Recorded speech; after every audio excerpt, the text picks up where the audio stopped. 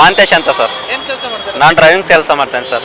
ಎಲ್ಲ ಕಡೆ new year celebrate ಹಾಂ ನಡೀತಾ ಸರ್. ಇದೆ. ನೀವು celebrate ನಾವು ಮಾಡ್ಬೇಕಂತ ಇದೆ ಸರ್, ಆದರೆ ಎಲ್ಲ ಇದು ಕೆಲಸ ಅಲ್ಲ ಸರ್, ಡ್ಯೂಟಿ. ಡ್ಯೂಟಿ ಮೇಲೆ ಇದೆ. ಎಲ್ಲ ಸ್ಟೋರ್ಗಳಿಗೆ ಸ್ಮೋರ್ದು ಎಲ್ಲ ಅನ್ಲೋಡ್ ಮಾಡೋದು ಎಲ್ಲ ಇವತ್ತು ಸ್ಟಾಕ್ ಅದರಲ್ಲಿ ಜಾಸ್ತಿ ಸರ್, ಇಳಿಸ್ಬೇಕು.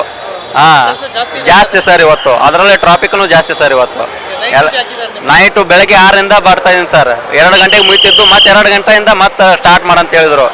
ಮತ್ತೆ ಸ್ಟಾರ್ಟ್ ಮಾಡೀನಿ. ಈಗ ಮತ್ತೆ ನಾಳೆ ಬೆಳಗ್ಗೆ 6 ಗಂಟೆಗೆ ಮಾಡಂತ ಹೇಳ್ತಾ ಇದ್ದಾರೆ ಸರ್. ಬಟ್ ಇವಾಗ ಎಲ್ಲ ಟ್ರಾಫಿಕ್ ಜಾಮ್ ಜಾಸ್ತಿ ಇದೆಯಲ್ಲ ಇವತ್ತು. ಜಾಸ್ತಿ ಇದೆ ಸರ್. ಓಡಾಡಕ್ಕೆ ಕಷ್ಟ ಆಗಲ್ವಾ? ಕಷ್ಟ ಆಗತ್ತೆ ಸರ್, ಏನು ಮಾಡೋಕ್ಕಾಗಲ್ಲ, ಮಾಡಬೇಕು ಅಲ್ಲ ಸರ್. ಅದಕ್ಕೆ ಈ ಎಣ್ಣೆ ಹೊಡೆದು ಬೀಳ್ತಾರಲ್ಲ ಅವ್ರಿಗೆಲ್ಲ ಏನನ್ನ ಕೇಳಿ.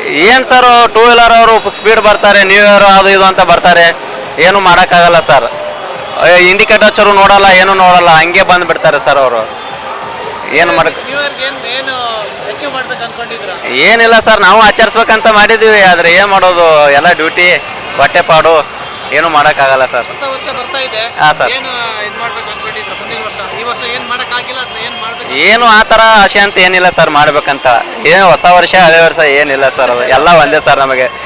ಯಾಕಂದರೆ ಮಿಡಲ್ ಕ್ಲಾಸ್ ಜನದಾಗ ಹಂಗಿಲ್ಲ ಸರ್. ಯಾಕಂದರೆ ನಾವು ಅಲ್ಲಿಂದ 600 ಕಿಲೋಮೀಟರ್ದಿಂದ ಬಂದೀವಿ ಸರ್ ಇಲ್ಲಿ ದುಡಿಬೇಕಂತ. ಏನು ಹೊಸ ನ್ಯೂ ಇಯರು ಹಳೆಯು ಏನು ಇಲ್ಲ ಸರ್, ಹಂಗೆ ಆಗತ್ತೆ ಸರ್. ಸರಿ ಸರ್, ಆಯ್ತು, ಒಳ್ಳೆದಾಗಿ. Okay sir, thank you sir.